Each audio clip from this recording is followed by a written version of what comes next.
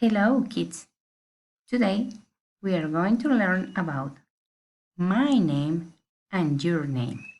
My name is Hilda. What is your name? Bienvenidos, chicos, a la clase de inglés.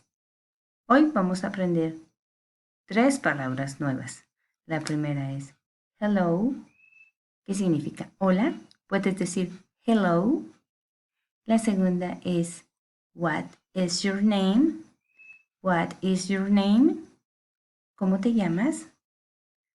Y la tercera es, puedes decir my name is Hilda, my name is Sofía, my name is Ricardo, my name is Andy, my name is Max, ¿ok?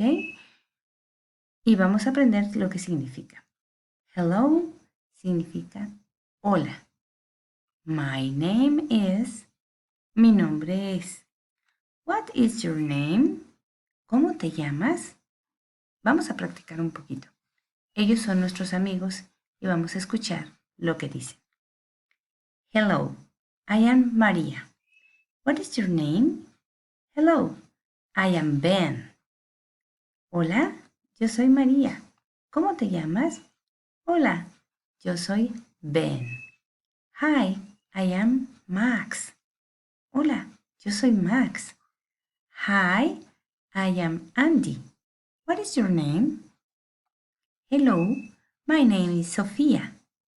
Hi, my name is Sara.